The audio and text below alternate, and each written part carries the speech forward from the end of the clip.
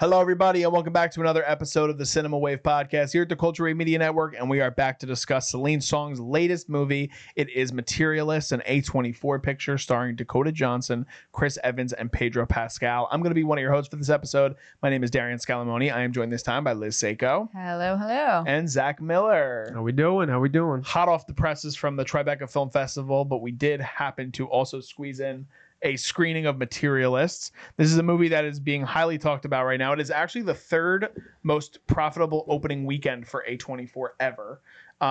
Movie that has some star power coming off of Past Lives, which is Celine Song's kind of breakout directorial movie. And this is a movie that has been anticipated by a lot of people, especially cinephiles, because the marketing for this movie has it kind of playing as this romantic comedy, even though that's not necessarily, I think, what we think this movie really is. But it is a film that we all happened to see over the weekend. We're excited to talk about it with you guys. So I'm going to start with Liz and her broad thoughts. Liz, what do you think about the movie Materialists? I loved it. I loved everything about it. And I just can't wait to talk about this movie because I walked away with a lot of thoughts and just unpacking it. I think a little bit more than probably other people. I was really moved by it. I also really love Celine's writing. I think that she's brilliant. I think that she knows how to just layer a conversation. And also her writing kind of feels like she doesn't know the answer herself to the questions that she's asking. And then we go on this ride almost with her of trying to figure out the questions that she's posing of like marriage, what leads to people getting married? Is a marriage a business deal? Is it not? Can you fully get married based on love? And I think that these are probably questions that she herself is thinking about. And then just to put it in a film, for me, I was very moved. I loved it. And I am going to rewatch this multiple times in my life. Did you see it twice in theaters already? No, not yet. But you're going to go this week. I honestly might. I really loved it. Zach, broad thoughts from you. Yeah. I really liked this movie. I feel like from what I'm hearing that people didn't love it as much as Past Lives, generally speaking, but I would put it right under it for my perspective. The writing is very good at just harnessing like what the energy is with dating life in the world today. I even met my girlfriend on a dating app, so I think there was like a little bit of a personal couple nerves, or not even like that there was a measuring between us, but like just how people measure themselves these days, and like with social media, with commentaries on how worth and love go hand in hand, but they often shouldn't in how you evaluate a person, but sometimes it's necessary if you have to start a life with a partner.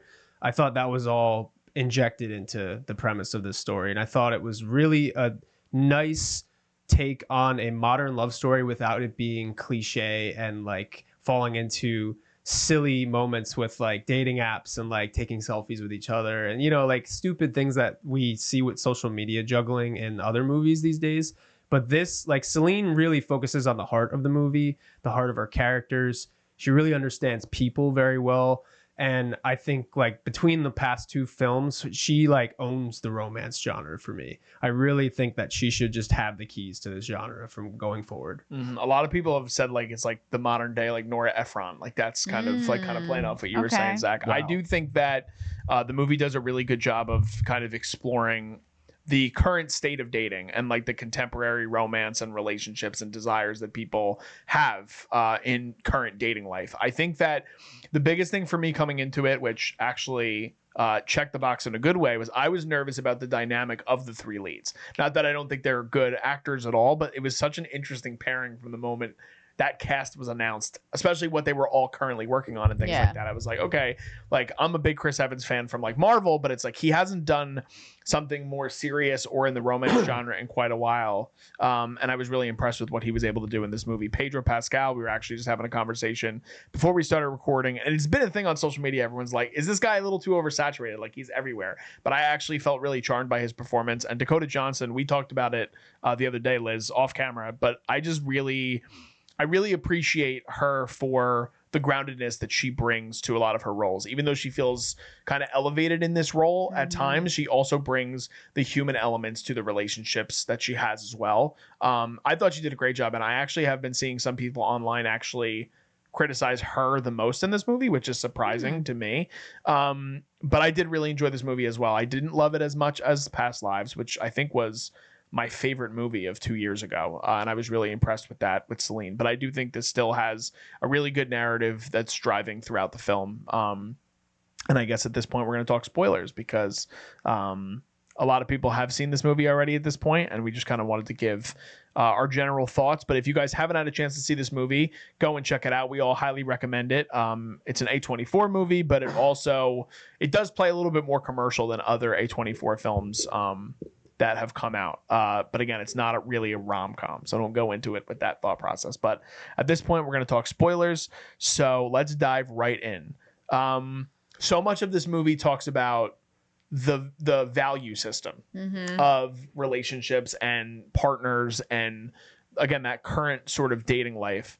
Zach, for you, what about that element of this movie elevated the film for you in a different kind of way, kind of differently than some of the other romance films? As you said, you already coined her like the queen of romance. So what stood out to you in terms of that? Yeah, I think it's kind of going back to what we were saying with social media and how there is the idea of quantifying love. Like, I saw an interview that she did, and she talks a lot about how the film deals with those themes and how things go hand in hand like that. But she said that there's a line in the movie, I think it's from one of the clients, the main client that's really important to the story, where she says, "I'm not merchandise, I'm a person."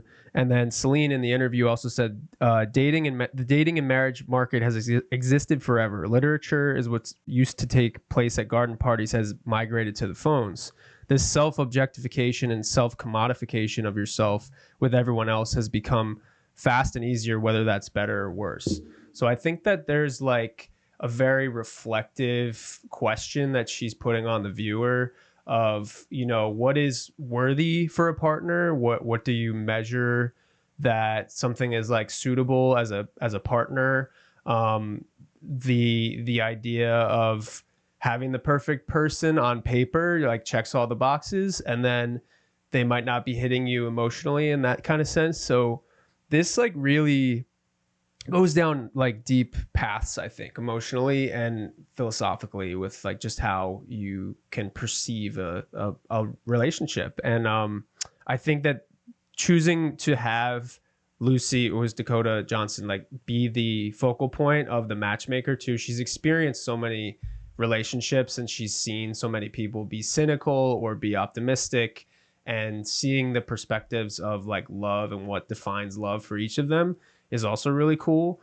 But it was also very earnest to hear like just how they talk about each other. Like, oh, is she fit, or is she funny? Or, and then they're also like, oh, is he short, or is he tall? Is he wealthy? Like that kind of thing. So there's a very real presence that I feel like I haven't seen a lot in movies lately, and that's why it really paid off for me. But Liz, did you also feel the same way about like just social media and how that played into the plot too? Yeah. I'm glad that she didn't make it like totally about social media too, and like having it be like, oh, let me look at like showing us the Instagram. Like, I'm glad we didn't really go that route with the cinematography.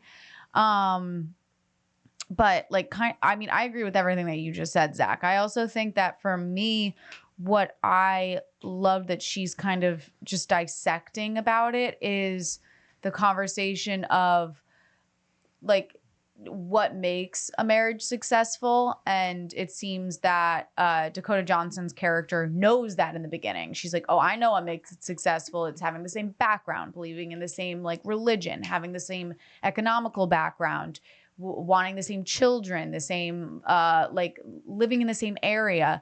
And she's like, it's all easy, check, check, check. And then I think it really just like flips it on her head when she's starting to find herself looking at people as just check boxes rather than as actual people.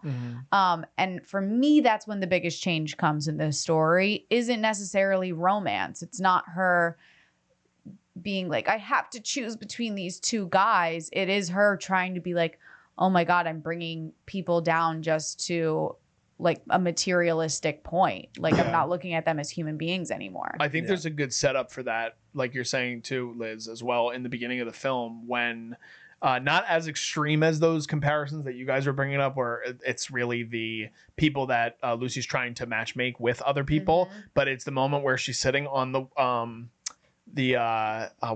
fire escape. Oh yeah. And she's having the cigarette and she's talking about with her coworker. Zoe Winters' character, who I'm forgetting her name. It's Sophie. Sophie, and she's like, she's not bad at anything. She's not great at anything. She's just in the middle of everything, but she's just a nice person. And it's like there's an element of that plays into that duality of what Celine's trying to do in the movie, where she's like, you know, at the end of the day, she doesn't appeal to anybody, but she's not the worst choice ever. This is why this keeps happening to her, which is really interesting because it's like you think about modern dating and how, excuse me, somebody, like you said, could check all these boxes and they can be someone where it's like, oh, well, they're 6'5" and they have like a $250,000 a year job, but like they're kind of a piece of shit. So it's like, it doesn't really matter at the end of the day. And then they don't really care what the other person is like, even if there's somebody that is genuinely interested in them. So I think that what she does in that part of like the central theme of what she's going for with the movie and the fact that the movie's called Materialists, I think she does a really good job with it, especially the scene. I actually really like the scene when Dakota is at dinner with Pedro and she's deciding whether or not she's going to go with him. And she's like, you're a unicorn. What do you want to have to do with me? I thought that's maybe the best written scene in the whole movie. I think it's actually something where it plays into, like you Zach, were talking about how those kinds of things don't happen on screen. And that was something where I was like, this really, like, I had never seen anything like that on screen. And that was the point where it kind of hooked me from the middle of the movie, at least from the point where her and Pedro start dating. Well, yeah. Yeah, because she's really breaking down these like honest conversations of like the brutality that goes into dating today of like, I want certain things. Yes, I like you. Yes, I'm attracted to you. But like, are you going to fill the needs that I need outside of romance? And then she also takes it on a whole nother level of like, are we as a society getting too obsessed with labels and like checklists? And are we forgetting the feeling that you should be having of just being swept up like off your feet, and that shouldn't be easy necessarily. Yeah. Which again, I think her writing is so brilliant because she doesn't give you an answer. She just gives you the question and then leads her audience at the end finding the answer for themselves. Yeah. I really like how she's basically toying with two good lead men too. Is like Pedro is like the quintessential guy, everything you could want in somebody. He's wealthy, he's handsome. He does check all those boxes. Chris is also handsome, but he's not where he wants to be in life. But he's not a bad person. He's just, his ambitions don't align with what Dakota wants to do in the movie, and they allude to that with the flashback scene and why they broke up and that kind of thing. So I also think that, you know, when she talks about love, and she says too, like, love cannot be quantified. Celine that was like one of her main messages of the movie, is just, you know, there are things that you like, especially with marriage, you have to be there for someone unconditionally. When things get hard, you still have to be there for them. It's not something like, hey, I only love you on your great days, your 100% days. I only love you. So it's like really dealing with messiness in a relationship too, which is something that I think gets lost in other romance movies. Is like, it's messy for a third of the movie or a little bit, and they have like a blowout fight and then they make up. But like, this was kind of tumultuous for most of the movie, and I think that their performances really balance out that kind of thing. And I also really liked going into Dakota too.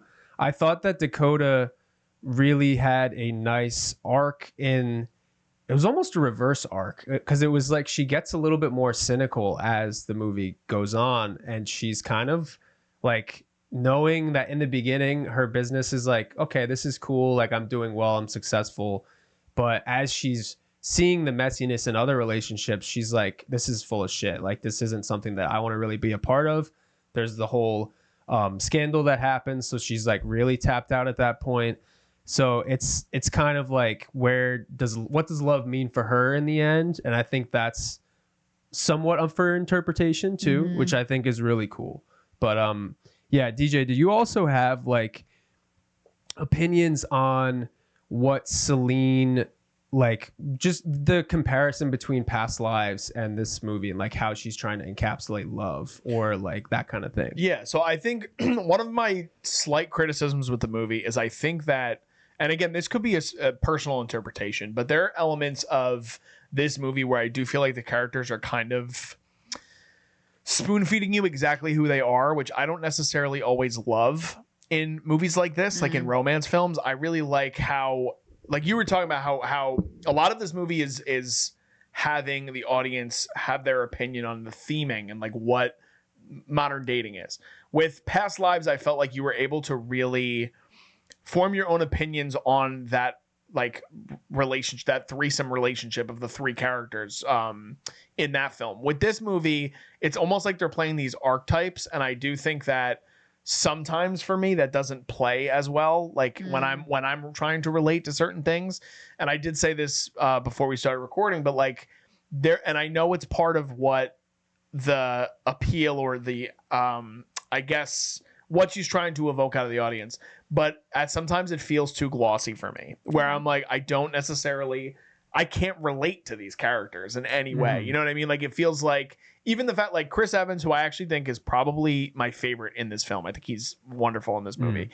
He is the poster child of like this failed actor, and he is going through all these like tumultuous times in his life, and he's still living with his old roommates, and he's stepping on condoms, and it's like it's Chris Evans. Like it's like, I don't know, like to me, I see that and it's like, it's Chris Evans. So it's elements of like how even deciding on who they did cast, it's like the archetypes of who they are still revealed by the way they're written along with who they are. So for me, that was an element that I couldn't grasp the characters in the way that I wanted to, and I don't know if that was necessarily because they were such big name characters. That mixed with the writing, because I do think at times it is a little bit of like they're telling the audience too much of who they are rather than you trying to see what they're going through and then relate to them in a different way, if that makes sense. No, it does. I think it's because she wanted to go and she wanted the takeaway to be the conversation of modern dating rather than the conversation about this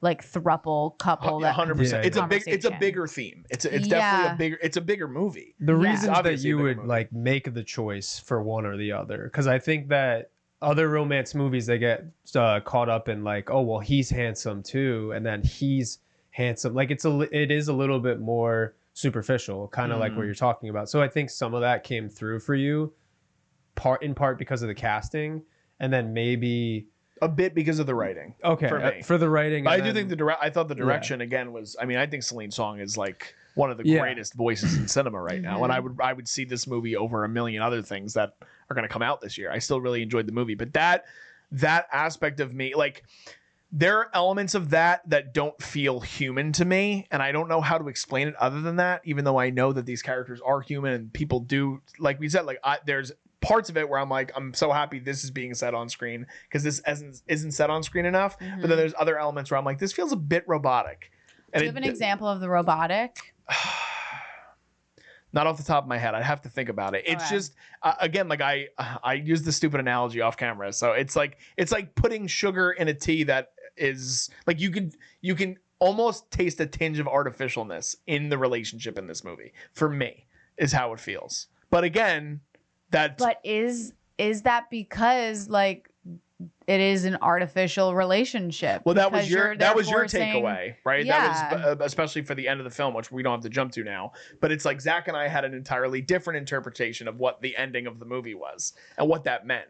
Yeah, like for me, I take it that like the relationship between her and Chris Evans' character is forced at the end because it's like, well, she did get what she wanted from Pedro's character and it ended up, she realized like it's not what she wants. So now she's like, okay, I'm going to go to the complete opposite and go with full love. But I took it as a very like dark and like negative feeling towards the end because they're both settling. They're not getting what they actually want at the end of the day. Yes, they do love each other, but I think that they're settling in a relationship that they probably know isn't going to work, just like it didn't work before for them.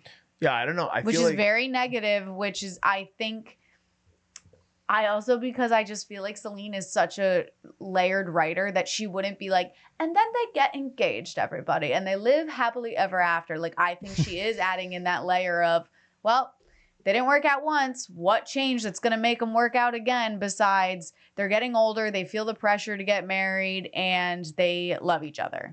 But what if her interpretation was that she wanted it to be later? I mean, I don't know. You said you read a couple interviews. Do you have any of that info on it, Zach? Nothing about the ending. No, really. I didn't find, she hasn't done a lot of interviews about like just movie. Her, but the cast has done some interviews. What about for you? Do you feel any of that, Zach? With, and it could be with either, like for me, I would say I actually feel more of the artificial in the relationship with Pedro than Chris. Well, because it's yes. all material. Yeah. That's just, oh my God, this guy is going to take care of me for the rest of my life. I don't even need to like him. He's just going to give me the life that I've always wanted. Yeah. Zach, what about you? You don't think that she's going to like him though? Really? I think she'll like him. She'll settle. She'll tolerate. Like, she'll be like, okay. She'll tolerate. He takes care of me, but I don't think they'd ever love each other. No. See, I don't think she fully, I agree. I kind of agree with what you're saying, because I know what you're saying is like, she hasn't fully come around to being like these are things that I need. I need financial stability. I need like the ambition to be there. I need a lot of these other things that are cornerstones for me, but I'm not getting that. But I also think that Chris is like fighting for her in the end. He basically has his Harry Met Sally moment where it's less cliche, I think, but it's more like, I know I'm not there yet for you, but I tried so hard before and I lost you before, but I don't want to lose you again. And I'm going to work every day to get where you want to be and where I need to be. So he's kind of like the whole movie, and then seeing her with somebody else, reflecting on like himself and being like, you know, the only constant that I can offer you is love and that kind of thing. And I think she really finally, like, not fully, but like she did see that breakthrough a little bit more, because she's been dealing with X ones and zeros, you know, like she's been dealing with those boxes the whole movie. And yeah, just going off of what Celine was saying and how she says love can't be quantified and love is not just numbers. I do think that Dakota had been dealing with numbers the whole movie. Like that's literally her profession. The math. Yeah, the math isn't math. Yeah, the math, which is also, that was a great line. You hated too. that clearly? Did you not like that? No. Like that? Oh, okay. No. Just from the way you said it, I thought that you were like, no, I was saying math like, isn't math. I don't know if that's the line or not, but she says I like, think so. yeah, but they talk about math a lot in this movie, more than I think any of us probably would have anticipated going into it. But I kind of like it, the way that they're trying to say, like, it. Listen, marriage years ago was a business deal. It wasn't about romance. It wasn't about love. Like, it was, oh, I'm giving you like sheep, you give me your daughter, essentially. Was marriage. That was marriage. Like, that's what it was. And I think that obviously we're not there anymore as a society, thank God, but like there are definitely marriages and partnerships that still are like, well, he gives me this, I'm going to give him this too. And it doesn't need to be a perfect marriage, but as long as I get materialist, like the tangible things that I want, I'll stay with it. Well, that's kind of how she does a very unique opening to the film. Oh yeah. That showcases like. Yeah. What were your thoughts when we opened up on that? My thoughts initially was, did I walk in the wrong movie? but I do love how it comes around at the end of the film, and I think that's where I get so back and forth on it, because like I don't know if I have the same interpretation, which is that's not a problem. We have different interpretations of the movie, but for me it's like that. Like one thing that I had noticed was that I really love about the film that I think like some people didn't really fully grasp when they were seeing it is like the scene. So when we get the intro to Chris Evans's character, and she's at the wedding and she comes outside, and I forget what the line of dialogue is, but she like kind of like frames his face with her. She was like, "Oh, I almost didn't recognize you." Yeah, and he was like, "Oh, you gotta like remember me, my face or something like that." To me, when we get towards the end of the film, when he has the line where he's like, "Every time I picture you, I see you Old and gray. And with that to me wrinkles. is like so good. that's the heart of like what I felt in every single beat of Past Lives. And in this movie, I feel it for like 90% of the movie, and then those other parts make me feel cynical, where I'm like, oh, and again, that might be part of what she wants. I think she wants you to like see insight into like the cynical and like Messy. the grossness of dating, kind of. Yeah. I just don't know if I love that. I think it for romance movies. No, That just might again. That but could it's be. also that's why I think they've categorized this almost wrong. Like I don't think it's a rom-com. It is not a romantic comedy at all. It's not. It's a drama. It's a drama film with like a little bit of giggles every once in a while, but like you're not belly laughing in this. Like no, definitely you not. usually would be from a rom-com. There's also like I mean we haven't even really talked about but there's literally there's a sexual assault that happens in the middle of the movie. Like that's talked about. There's never, it's not graphic. There's not anything shown, but like there's no comedy in which that's happening. You know what I mean? So like the fact that that is in the middle of the film and it's such a massive tonal shift, yet they're marketing it a different way, which is very interesting. Like I'm so curious on who decided to market this movie the way that they did. I don't know. I think they marketed it a little rough, to be honest. I don't think it should have gone this. Like, I don't know. I do think that it goes with the casting a little bit too, with how you were talking about Pedro, Chris, Dakota. Like those are all very memorable and notable stars right now in the market. So I think that they get Pedro in the tux, they get Chris as the disheveled waiter, and they're like, oh, this is gonna be a hot one, steamy one for you guys, like that kind of thing. I think that was kind of like supposed to be sexy, a little spicy. Yeah, like it's not Challengers, but it's definitely. I think the marketing was like itching at that a little bit. Like, hey, it's a love triangle, but it's way more romantic than Challengers. And like I also I don't know, I didn't feel like it was like a love triangle relationship where she's like going back and forth, because she's like clearly dating Pedro's character, which I don't have it in front of me. What's his actual character's name? Harry. She's clearly dating Harry. Like the first time she introduces the boy, like them together, she's like, this is my boyfriend. So there's no like, ooh, should I introduce him as my, like, there's none of that wishy-washiness. And then she clearly breaks up with him, not due to Chris Evans's character at all. It's truly because she's like, oh my God, he's going to propose to me. I can't marry this man. Mm-hmm. Like, I don't see any like tennis play of like, oh, I want him, I want him, I want him, I want him. Which thank God. Well, that would play. It would have driven me crazy. I would have hated love it. Triangle element. Yeah, you know? And it would have gone against her character.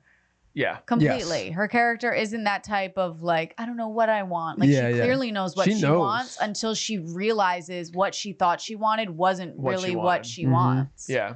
What did you think of the breaking down of seeing what their past was like? Dakota and Chris. The scene of them yelling at each other in the middle of the street. I loved it, and I'm so glad they gave it to us early on in the film. I love that. Here's my favorite part about the writing of the film. Celine is one of the best writers at setting something up and having multiple payoffs later. Because even that scene, it comes like 20 minutes later in the movie when she says to what does she say to Harry? She says like, I'm the type of girl that would fight in the street in the middle of the street in New York. Yes, and I love that because it's playing into again the realness of who she is. And maybe that's another part of it that I wish I got like a little bit more of. But again, it's like what so much of the movie is that it's kind of a facade of a character for like, well, and like she might be that person, but maybe she doesn't want to be that person. Maybe she's like, I don't want to be the person yelling in the street, but I am. That's a fair point. Yeah, like she doesn't want to be poor, but like she'll is. Be poor if she has to be. Yeah, well, he asked her. He's like, "Want to make the worst financial decision of your life?" What a proposal! What a proposal! I do think that's also like another major dating thing too. Is like you need a sense of security in a relationship, and that's something that like they really highlighted. And even at the end, where she like still sticks the knife in Chris, and he's like pleading for her. She's like, I don't want to be in shitty diners. Like I don't want to wear shitty clothes, like that kind of thing. But she realizes she's still empty without the thought of love and somebody that fully loves her and isn't giving her the materialism and just all the fun things and like, oh, we could fly to Iceland. He talks about, with the whole proposal. And she even asks him like, how much is this apartment and that kind of thing. And she's like looking at the apartment too when they first go in there, which I thought was another good choice by Celine. So they're really like, those two characters are also like, metaphorically speaking, like, what do you value more, money or love, or like what is more worthy in that sense? So that like you could break those two guys up and dilute them down to like archetypes in itself, like what you're talking about. Well, it's also like the two extremes too. It's like playing into one extreme versus the other. Yeah. And so we haven't talked about this yet, but like, so again, I was like, Chris Evans is like one of the most handsome men in the world. Like, I feel like everybody can agree on that at some point, right? So it's like the only thing that his character has is his good looks at the end of the day. And with Pedro, you play into the fact that he is a handsome guy, but then they play into this whole thing, which is actually touched upon. Another thing in this movie where it's like, I wasn't expecting to go into a movie and hear about the surgical process of how men become taller by breaking their legs and adding inches to their height. And that becomes like the tragic flaw of Pedro. And it's not actually that, but it's categorized as that in the way that it plays in the movie, where she like discovers these scars and he's like incredibly embarrassed. And so the way I take it as that he sees it as a flaw for himself, and that's how his lens is seeing it as. But for her, she's realizing that she doesn't actually know this man at all, and like that in itself for women is scary. Of not knowing who you are with, and like, do I know this man at the end of the day who I'm sleeping next to, which then also relates to Sophie, who gets assaulted. Like, yeah, you know what this man had on that he's presenting to the world, but you don't know what's living inside of this man and like what he can actually do. That's very true. And so I think that's kind of where that parallel comes in of, it's not that he was shorter. I think it's that he hid something from her and like, he made a mask. Yeah. And that she's then like, I'm realizing I don't know who you are as a person. Yeah. And versus with Chris Evans' character, she knows everything. She's like, dude, I'm seeing like, she's like, you're telling me how ugly your apartment, how terrifying your apartment is. I've been in it. I know what it looks like. That's true. So I think that's also the layer of like comfortability and being safe too. Yeah. Yeah. That's a fair point. Where do we transition from here? The end of the film we want to talk about? Or is there anything the end of the film? The end of the movie takes us to an interesting place because she winds up getting back with Chris's character, and I do think that we have some great monologues leading up to that. I really enjoyed the scene where they kind of snuck away to the wedding, and the conversation they have after they kiss, and then we get to this interesting period which you've talked about a little bit, but Chris is now I'm forgetting. I want to get his character name too. I don't have it in front of me. It's John. It's John. So John Snow. John's character is still pursuing this life, and we don't really know exactly what he's doing at the end of the movie, but he's still getting food at bodegas, and Dakota's Lucy is turning down being promotion, essentially. The promotion. She would basically run the New York office for what she was doing, which she's been on a hiatus for. So it's that side of it where it's also like based on the choices. So you have one interpretation, but for me, it's like it's a little confusing on what her character actually wants, because at that point she could technically have it all, and she's choosing not to have it all. She's choosing that she would rather just explore what life would be like with John and then kind of go from there. But like you said, she's also saying these things like, well, I don't want to eat on like shitty diners all the time, but she's getting food from the bodega and she's just living that being her life. So I would love to hear your interpretation, and Zach, your interpretation on kind of what the ending means for each of you. My interpretation is that these two have manipulated themselves in a way to think that their relationship will be perfect and they will be old together and they'll look at the wrinkles on each other's face and the love is enough and all of their other problems will go away because they're choosing each other. But I think it's actually a very sad ending because I don't think they will end up in a very long marriage together if they end up getting married, because of the foreshadowing that we saw in the fight that they had before.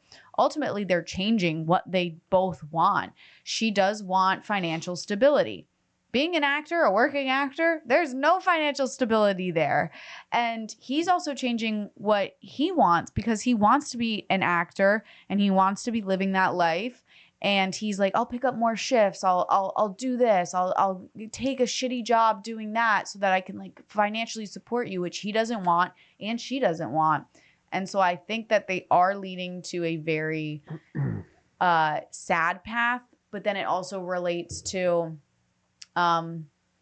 like some people just get married because they feel like they have to. It's a deal. And it's a deal. And maybe they will work, and maybe the deal will be that they take care of each other. And yes, they're going to fight and they're going to hate each other. And she's going to be mad that they're poor, and he's going to be mad that he gave up his dream career.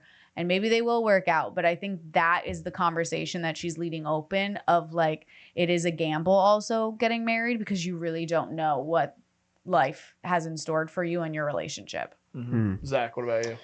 Yeah, I think that there's a lot to take away from the ending. I do feel like I got the flip side of what you're saying. But yeah, how'd you first react instead of like me pitching this to you guys? No, yeah, I thought that it's an optimistic ending. It's still like that she is settling, but she's still content. And I think that like a lot of the messaging is that love will endure.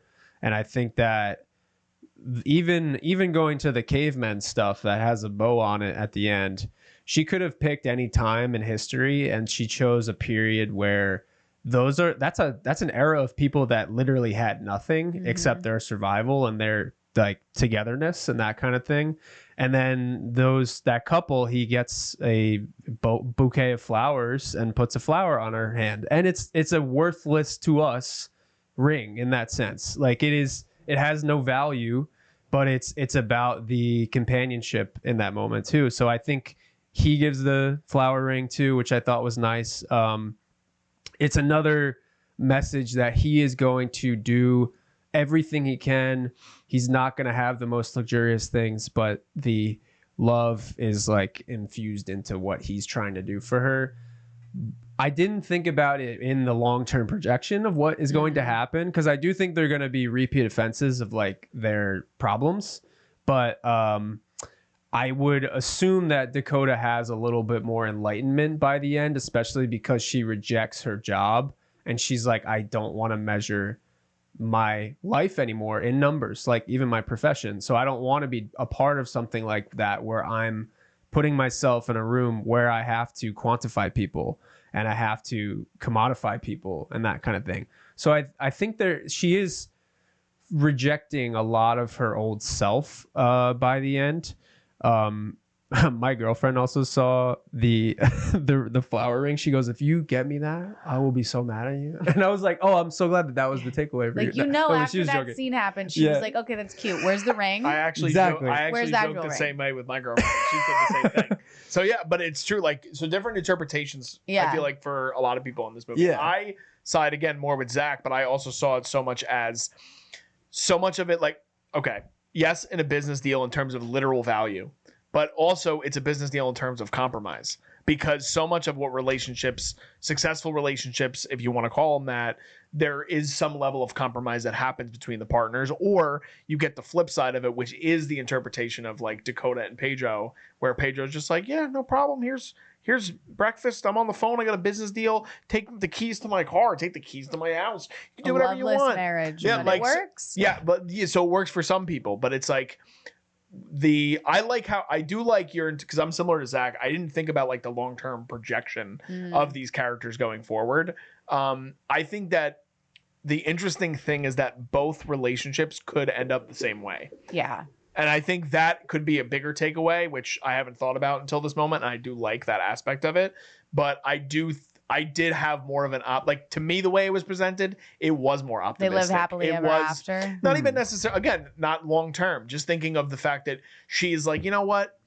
I don't want to I don't care about valuing people based on what they have. You know, I care about the way that this person looks at me, and I care about the way that this person will do anything that they can within their being by not compromising who they are to give me what I want. Like even the whole aspect of that flashback scene we get where he's like, I just want to make this good for you because I don't have that much money as it is, and we have to go to this restaurant. He's like, you shouldn't have taken me to this restaurant then. But he's trying everything he can with the little bit that he has to give to her, and that's like you said, it's gonna lead to more fighting. But even the strongest of relationships have that, you know, where like maybe the other side of it is like you don't get the beauty of the humanness of the relationship with Pedro. You know what I mean? It's like it's robotic. Yeah. Again, so maybe that could be where my robotic interpretation comes from. That could be it. I don't know, but it's a really good movie. Yeah. It's again, so like I would echo what Zach said. I think Celine, is just such a great voice in terms of really breaking down human beings and their relationships with other people, and I'm like seated for anything she does. And I said to you a long time ago, Liz, like I was nervous with this movie. I know. I was nervous. But I had it on my like top. Well, what did we do? Top 10? We did the most anticipated. Yeah. This was high on my list. Yeah, and I don't think I had it on my list, and I was like upset because I was like, Past Lives was like my favorite movie of 2022. Yeah. I literally saw Past Lives on vacation. That's how excited I was for that movie, that I took time out of my vacation to go see it. But yeah, no, this is a very enjoyable movie. I had small gripes with it, but it's still one that I would like to return to. And I think that the ideas presented, it's better to have a movie where you can have multiple interpretations and have people have a dialogue and a conversation about what the movie is, rather than something where you're just like, yeah, it was great because it was great, or it was bad because it was bad. You know, that's my biggest takeaway with the film. Yeah, and kind of what you were saying too about archetypes too. I'm glad that they gave us, like, she gave us the hard deciphering, like, okay, well, Pedro isn't a bad person, but he's a little cold. But Chris doesn't have money, but he's a nice guy. Like, it wasn't like Sex in the City where it's like an asshole businessman that this person's dating. It's like, oh, we'll make the obvious choice, just dump him. You know, like this was a very hard movie to pinpoint like what was the right thing to do, which I thought was great. And you know, like the interpretations. And then I think there's even other people that probably are like, she should have gone with Pedro because of this, and like she should have done this. So that's a testament to good filmmaking, man. I think that's great. Yeah. Anything else? Last thoughts for you? I loved it. I have no notes. I truly loved this film. It's like going to be one of my favorite of the year. And I don't care if anybody doesn't like it. I love it. I don't care. No, I think that she's just brilliant, and like whatever. I could be reading too much into her screenplay, but you know, I think the fact that I'm able to read so much into it is a testament to her writing. So I love it. Go see it. And do we give a score? Yeah, we'll give scores. You want to start with their score? I mean, I like truly have no notes. Like, I wouldn't change anything about this film, so I'm giving it a 10. Wow. Score for Liz. I wouldn't change a single thing about it. I really loved it. Even like the moments where it got a little bit slow or maybe a little bit like on the cheesy end. I think she's just such a smart director and writer that it's because like we live in a cheesy like shiny time right now, and I think that she was highlighting that because she was also a matchmaker herself, and that's where this story comes from, because she has actual experience with this. I didn't know that. She was a matchmaker that's herself. right, we didn't even talk about that. Yeah. And that's where the storyline comes from, because she witnessed this. That's interesting. I didn't know that. Is that your first 10 of the year? I think it is, right? I agree. Well, I didn't review Sinners. Okay. Oh, yeah. That was a 10 for you too? But I give Sinners a 10. Yeah. Wow. I think I gave Sinners a 10 when I did the review. I really enjoyed this movie. I had little gripes with it, but not anything that would make it a disaster. My initial score actually grew with time, and I do think that it could eventually get up to a higher score. For me, Past Lives is a 10. I just don't think that this necessarily hits that same benchmark for me as a viewer, but I still really enjoyed it. I'm going to give this film an 8.5 out of 10. So that's my score.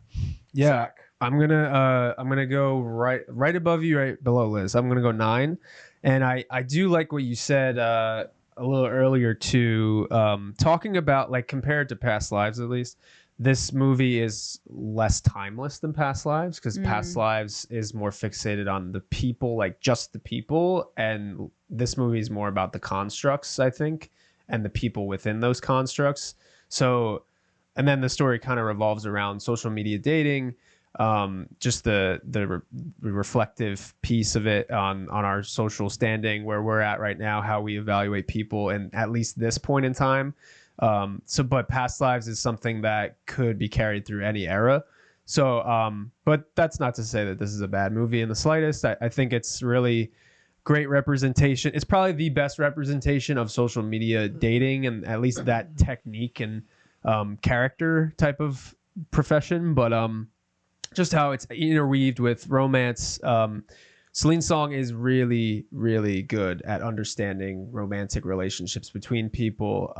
Her use of the camera and choosing to create tension. And I can't say enough nice things about Chris's performance either. I think he's like near his career best in this movie, just with what he's able to do with his eyes and how you feel the reminiscence of like their longing for a relationship, and his absence just through his eyes is like bleeding through it.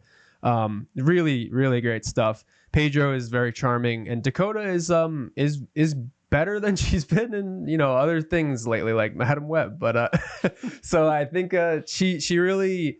I was surprised at first with this casting for her, but it was a good pick. I think she actually did really well. But yeah, really little notes. I'm gonna put this also like number 2 in the year for me, like total. I think of everything that I've seen this year. I think it's probably 3 for me. I think I have one movie that I gave a 9. Twinless? Well, no, we didn't score Twinless. If Twinless was in the list, this would be number 4. Okay. For me, Twinless is my second favorite movie of the year besides Sinners. But I also really still like Black Bag. It's just like a great movie for me. It's my genre. But great conversation. Love talking with you guys about this. Let us know in the comments if you guys saw this movie. It is it's relatively divisive. So like it has 85% on Rotten Tomatoes for the critics right now, 69 for the audience score as of right now. So that is because of the marketing. It's possible. It easily could be. So yeah, want to hear your thoughts? Definitely let us know in the comments. Give this video a like if you guys can, and subscribe to us here at the Culture Wave Media Network. We would love to have you guys join us on this wave and see everything else that we've been putting out. We have, like I said, we just finished covering or in the process of still covering the Tribeca Film Festival stuff. We saw so many movies, guys, in the month of June already. So please check out all those reviews. A lot of movies that you guys will be able to check out later. We have other reviews upcoming for the final season of Squid Game, for The Bear, for 28 Years Later. There's a bunch of other stuff I can't think of right now. But lots of stuff we'll have upcoming for you guys. And you guys can follow us on social media if you don't already. All that stuff is below me in the video, and it's also in our YouTube description. So just signing off, I'm Darian Scalamoni. I'm Liz Seiko. I'm Zach Miller. And we'll see you guys next time. This is The Culture.